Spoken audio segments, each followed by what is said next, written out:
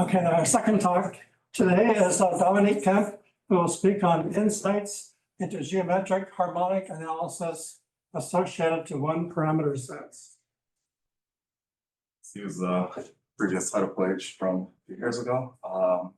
Right, so I'd like to speak to you all today about harmonic analysis associated to one parameter sets by way of decoupling, which is a novel trend in the field.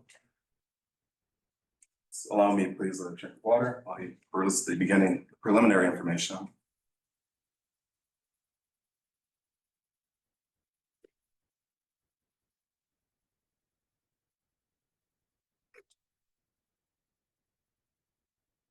Right, so first, perhaps to ask the question, why harmonic analysis? You may have some sort of function, some mathematical object that you would like to obtain in-depth information about, and it can be very helpful to know insights that come by way of the Fourier transform. The Fourier transform can introduce you to observations concerning the decay, the long-term decay of your function. There's also a phenomenon called the uncertainty principle, which tells you that the Fourier transform is supported, compactly supported. And let's say the scale of the compact support is K. The uncertainty principle will tell you that, and this is true of the Fourier transform. The Fourier transform is supported in a set of, say, diameter K. Then the actual function would be essentially constant for scales proportional to 1 over K. And there's ways to make this rigorous, but this works as a way of heuristic. It can produce insights. Okay, so the previous slide was concerned with this phenomenon of square root cancellation, which has to deal with taking waves or functions whose Fourier transforms are all supported in different sets. And then you would think of this as waves whose frequencies have some nonlinear arrangement. And for such waves, there's a phenomenon called square root cancellation. And this is what was given to you on the first slide.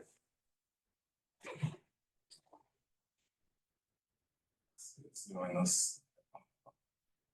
There we go.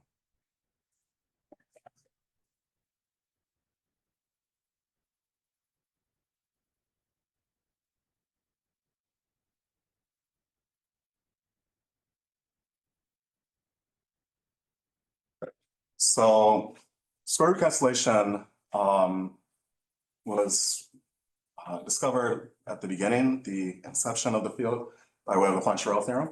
So if you're dealing with the L2 norm, then the square root cancellation is exact. It's an exact estimate, an exact identity for the L2 norm of the function. But if you want to generalize to P being larger than 2, this would be, well, the next best thing would be something that would have some sort of loss, and decoupling is focused on mitigating that loss. So in general, we have what's known originally as trivial decoupling in the literature. And this should be interpreted as a bound in terms of how good or how well you can mitigate the loss in your decoupling constant. So in particular, if you're dealing with what essentially are given to you as the SIs, these should be thought of as linear sets, all symmetrical.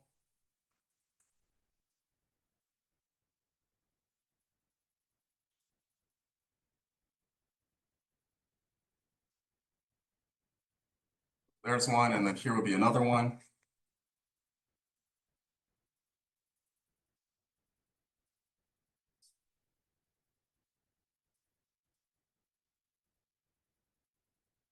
So these are my SIs. Maybe we should call that S3. And S2 would be in between. Right, so anything that follows a linear pattern on the frequency side of things has a very bad decoupling estimate. And therefore, we should expect that decoupling can occur if there's some sort of curvature present on the frequency side. So if you take a function, you apply the Fourier transform, and you look at where the Fourier transform of that function is supported, you would hope that for the sake of decoupling, that there would be some curvature in that Fourier support. So maybe it would be the Fourier support of a parabola or a paraboloid. These objects have curvature. And compare the decoupling constant that we have. Here we go. This exponent is a 1 minus 1 over p minus 1 over r. And that can be improved when you have decoupling to the 1/2 minus 1 over r. So 1 minus 1 over p is always larger than 1/2 when p is larger than 2. So this is indeed better. And it does give very impactful contributions for a host of other problems and other fields. We'll get into that in a little bit. I think I go till 2:35. Okay. Was it 2:30 or 2:35? Sorry. 2:35? You have 10 minutes. 10 minutes, 10 minutes. Okay, sorry, I didn't hear. All right, right, so to honor the heritage, I would be remiss to not mention that Thomas Wolfe actually was the one to introduce the phenomenon of decoupling in the early 2000s. And then John Bourgain, who was faculty here, of course, and Chipper and Demeter, my advisor, collaborated on a project where they extended the full range beyond what Wolfe did for L2 decoupling to the best possible exponent, Lebesgue exponent. And so to draw a picture of what's happening in 2 dimensions, I can just erase this.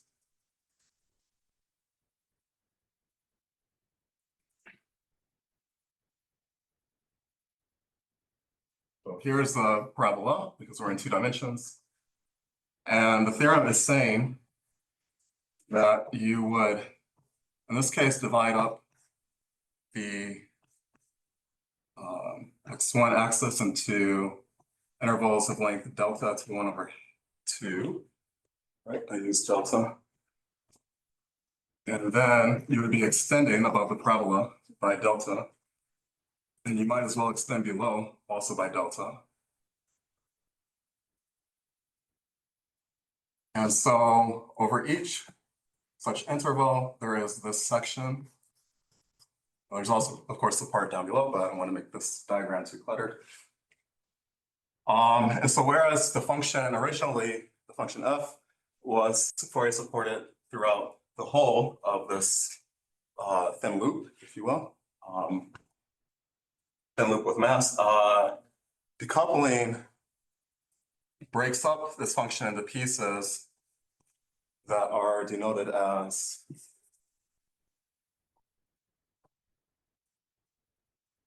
this would be a tau.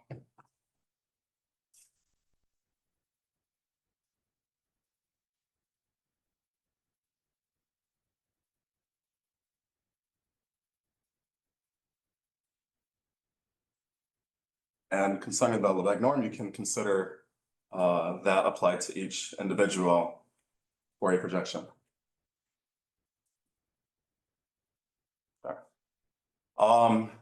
Right, so this does bridge into the world of number theory because Fourier transform can be discretized, right? If you take a function whose frequency spectrum is discrete, then this would correspond to an exponential sum. And in this case, we take a finite exponential sum. But one that would be, would have the frequencies are labeled here as the, as the points Ci. These would be located within the paraboloid or parabola, if you want to deal with 2 dimensions. And so decoupling provides this exponent for the loss in R. And R would be, in this case, 1 over delta. Right, and this is an improvement over what was previously known. So a sizable improvement. And that improvement is given to you here in the bold statement. Right, okay, so Bourgain and Demeter did not just prove decoupling for the paraboloid, but they actually showed it for all non-degenerate hypersurfaces. What does non-degenerate mean? It means that it's a smooth surface. It has a tangent plane defined at every single point. And also, 2, it has curvature. So there's no points where if you were to take the normal vector and then move it along various curves. So you'd be moving it along tangent vectors. There's always an infinitesimal change in the normal vector, what we would call curvature, no matter what direction you're moving in it. So this is what we mean by non-degeneracy. But what is left would be hypersurfaces or objects period that have degeneracy, or perhaps even lack smoothness entirely. So there's questions currently being explored that have been explored for the past few years, maybe decade, concerning whether or not decoupling can be developed for functions whose frequency is supported in fractal sets. That would be interesting and could have consequences that would be novel for the field of geometric measure theory. So far, to push forward in this way of developing decoupling for degenerate hypersurfaces, this is what's been done. And right, there is a bit of a mission here because, I mean, curvature, that it can be a bit restraining to always have to make sure that whatever frequency object you're dealing with has curvature. You'd like to have the fullest possible generality, and therefore it begs the question of proving that there is decoupling for your most general surface that you might consider. This would seem to unveil the full potential of decoupling. Right. Okay. However, things look a little bit different when you deal with degenerate hypersurfaces. So here's an example of the torus, right? And it is crucially different from what occurred for a state of parabola. Here, the parabola was fairly uniform in terms of the decoupling, the elements of the decoupling partition. These are all of the same dimensions. Each cap that we take can be approximated by a delta 1/2, delta to 1/2 box. This box would be approximating this curved box, if you will. But they're all uniform. They just maybe are, the orientation changes according to the orientation of the parabola. However, if you have a degenerate hypersurface, then we see here what's depicted, that the scale of our frequency, our decoupling boxes, gets smaller as you move away from what would be the point of degeneracy, the region of degeneracy. So on a torus, if you look at the topmost part, that would be a horizontal circle, just a torus that is encircling the C3 axis. And that top circle is a region where at every single point, the normal vector has a singular differential, or what I'm trying to say is that this is at every point along this curve, there's zero curvature present. And so that would be the degenerate region. And as we move away from it, we would get better scale, smaller scales for our decoupling boxes. Okay, just moving along because I have a few minutes left. We can see some of the contributions that have been given by use of decoupling. Fields as diverse as number theory and geometric measure theory, which we mentioned, but also PDE. Not too long ago, the local smoothing conjecture for the two-dimensional wave equation was proven by the authors Guthwing and Zhang. And that's not included on this slide, but that would be for the PDE part. And number theorists, of course, care about the second point, which was proven by way of the bridge from decoupling to exponential sums and very useful estimates that it produces. Right. There yet remains potential utility of decoupling for a range of conjectures yet to be proven. The one that I would like to mention now is the maximal averages over curves conjecture. So we take a non-degenerate curve gamma. What non-degeneracy would mean for curves is that you take this matrix, which is just the Wronskian of the first derivative.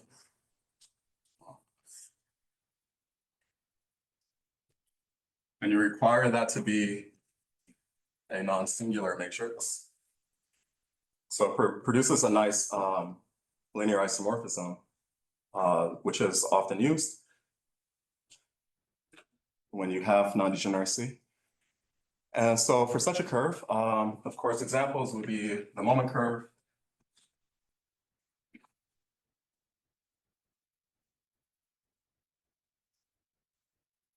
Also the helix. Just write the helix in R3. Right, and what you do is you average over the dilates.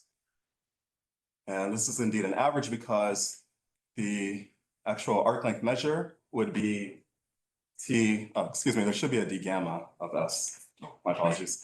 There should, it's fine as written, but what I'm trying to say is that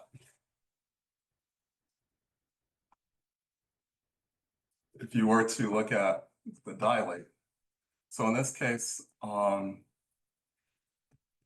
gamma of S can be essentially thought of as just the S because you can bound the arc length functional.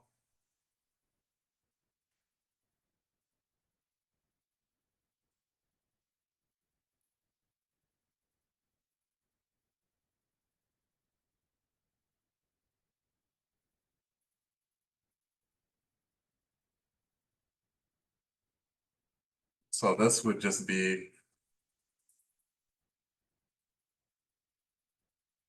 the multiplication of the original arc length by T, and 1 minute. yes, thank you. There is no T present anywhere.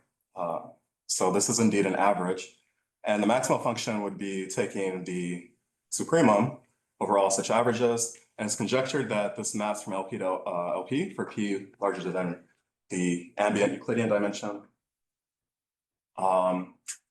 Why that's useful for fractal theory in particular, let's say, when you know this conjecture just given to be true, then it produces the following property, which is that if you take some set of positive measure and you use that as sort of starting points for dilates of curves, your curve gamma, and the dilates can even be chosen to be dependent in a way that depends on X. And then also find translates of the gamma. You know that they are contained in some set E.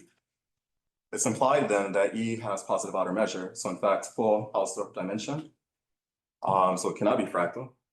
And this maybe, I hope, aligns with your intuition, but it would still remain to prove such an intuitively reasonable thing. And the maximal average conjecture would provide such a means of doing that. Just So for n to, equals 2, this is known, or sorry, for n equals 2, this is. and n equals 3, and even 4, in fact. So n2 through 4. But 2 was known for longer, and 3 and 4 was developed just 2 years ago by a team of mathematicians based in South Korea, Ko-Leo. They did fantastic work proving the maximal average conjecture for 3 dimensions. Since I think I'm out of time, I think I would just conclude with what I wanted to say, how this connects to decoupling. We take a curve, a hypersurface here that can be thought of as Fourier boxes, which unfortunately I don't have time to get into that. But this has some relation to the geometry of your curve gamma. And so we have developed, this is actually no longer a conjecture. I should have put theorem, recently proven. But I will in fact end here. Thank you. Okay.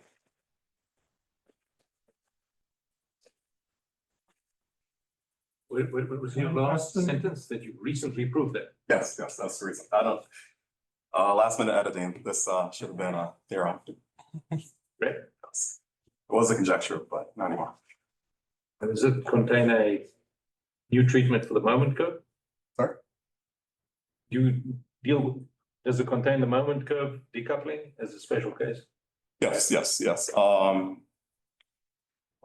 the decoupling just for the moment curve? Yeah. Oh, this is a fascinating question. So, yes and no. It does take care of decoupling. It has to take care of decoupling for frequencies near the moment curve. Let's say phi is the moment curve, but not in an optimal way, because The way that this theorem was developed is by way of trying to rescale everything to the region that is far away from the curve phi. And phi would, in this case, correspond to a degenerate region because there is no tangent plane along phi for this surface. We can see that directly from the geometry.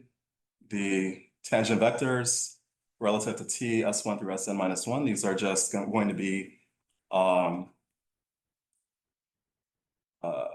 phi prime through phi n prime. Right, and so to speak on the no, it appears that, right, it doesn't, the same proof for the theorem, it doesn't utilize the best technology that has been developed for the moment curve itself. And so there yet needs to be built some bridge that connects what's happening far away from the moment curve to what's happening near. Both regions are now, by virtue of this theorem and the Decoupling paper, both theorems are known, but there's a bridge that needs to be. I'd like to thank the speaker again.